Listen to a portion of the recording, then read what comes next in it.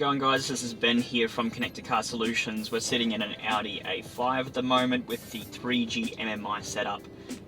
We have installed Apple CarPlay into this one, as well as a reverse camera and a touchscreen. This module is able to accept quite a lot of different kind of functions to keep it working as close to factory as what you might expect. These ones here we're able to actually use the steering controls, the 3G MMI dial, as well as a new touchscreen overlay. Obviously the touchscreen overlay doesn't actually do anything on the factory screen, but with the new CarPlay kit we're able to get that happening. So a couple of ways that we can switch. We can use the mode button, we can use the navigation button, or we can hold down on the touchscreen. I like to use mode button. It's right there next to my hand when I'm driving, so there we are.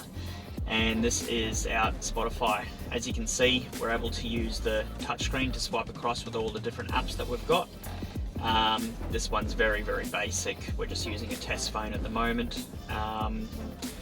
But we do have, once you've got a CarPlay that's compatible, once you've got an application which is compatible with CarPlay, it'll all pop up here. There's no need to update or do anything like that. These modules have wireless CarPlay. They have obviously wired CarPlay. They have wireless and wired Android Auto as well. There's been an update recently which makes that quite stable compared to other models out there. The other thing that you might want to consider when you are purchasing a CarPlay kit is the amount of hardware that's needed to work with the car and to get the functions that you're after.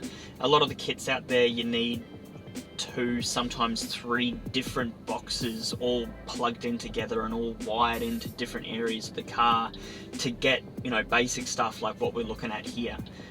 You'll need a multimedia box which will work with the screen and the camera and the car and all that sort of stuff, and then you've got the CarPlay box which actually houses CarPlay, and then you've got, if you're on wireless, you've got a module that plugs into the CarPlay box that makes it wireless. So it's not a great way to do it. These ones here, all that hardware is actually in one module about this size. You're able to have your wireless capabilities, you're able to have your CarPlay obviously, and it works with the vehicle, with the screen, with all the controls all in one box. So it's nice and easy to install for the people who are installing it.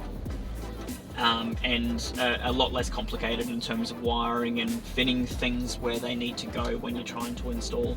Obviously, there's a lot less that can go wrong if there's, a third of the hardware that's trying to be installed into the car and work together, sync together. It's just, there's, for something that's built to work with itself and the car that it's going into, it just makes it a lot easier to work with. So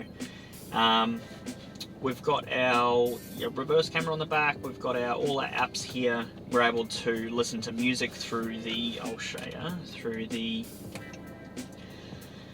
auxiliary. So this all goes through the auxiliary source of the car.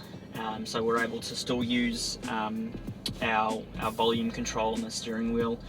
You are able to connect your phone to the factory Bluetooth, so you can still use your factory pickup and hang up buttons to answer the call, and it'll go through the factory system.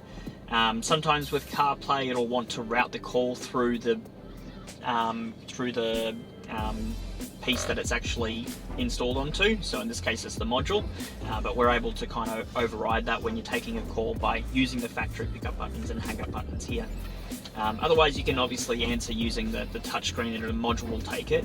Another cool thing about this module is it has the echo cancellation and calibration program in it, so you can go here into our settings, setup, all the way to the bottom, and then we can go to call quality test. And what that'll do is it'll actually adjust the microphone, which we've got installed up here out of the way.